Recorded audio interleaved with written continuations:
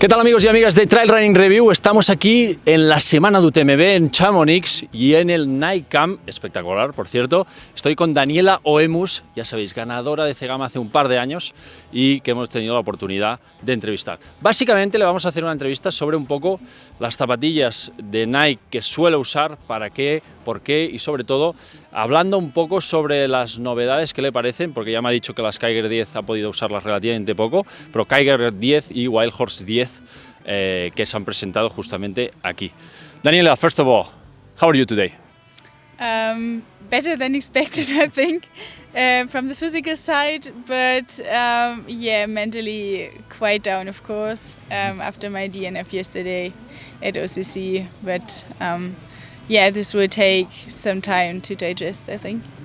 Bueno, le he preguntado cómo está y justo ayer se tuvo que retirar de la OCC. Me ha estado contando que básicamente pues no tenía el ritmo, pasaban los kilómetros y al final se retiró en Argentière, si no me equivoco, lo he mirado.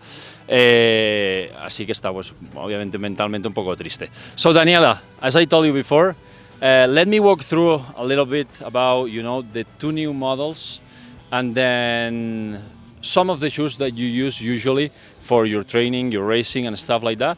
So the Kiger 10, the one that you have in your feet right now, has a lot of changes from the 9 version. Probably the most important one is the Vibram outsole, as Zegama and stuff. What's your feeling with this shoe, and where do you use these kind of shoes? I think it's a cool shoe for all terrains you run through on the trails. It makes you fast on the flat sections, and it also feels more stable, I think, on the technical parts than the Kiger 9. Mm-hmm. I haven't tested it for a very long time, just for about 4 weeks. Yeah, but this is my opinion at the moment, that you can run pretty anything with it. Mm-hmm. Bueno, nos dice que es un cambio hacia la precisión, una zapatilla mucho más precisa, incluso en terrenos técnicos, obviamente en parte también el cambio con el Vibram, y que ella particularmente la suele usar para casi todo en competición. Yeah, I was thinking before the Kiger 10, you know Zegama, so you know the conditions, the muddy conditions and the terrain. So I was always like, you know, I think Nike doesn't have that Zegama shoe, I mean for the terrain. Mm-hmm. The name obviously, they have the name. Because I was shocked with the first Zegama, and I tested, I've been lucky to test it.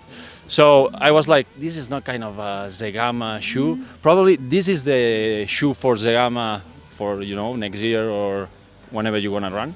Yes, I think so.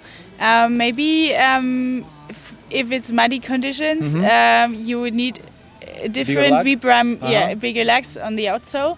But otherwise, I think that would be a good fit. Mm-hmm.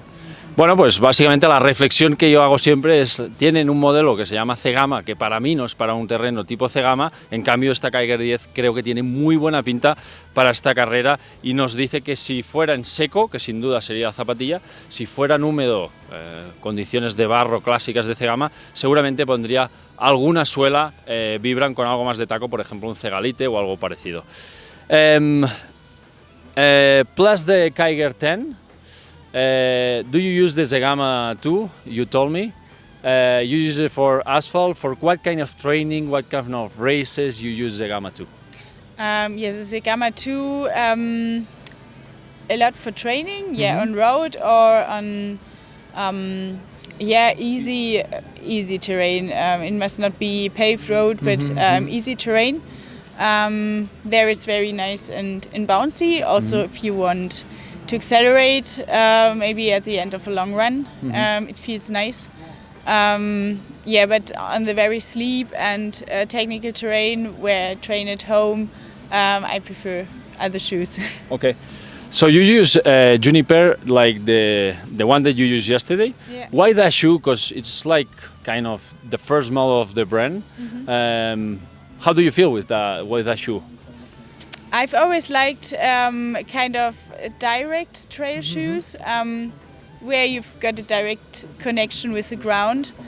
So no big soles, but rather flat, and yeah, not much cushioning, because I think it gives you more stability on rocky terrain or technical terrain.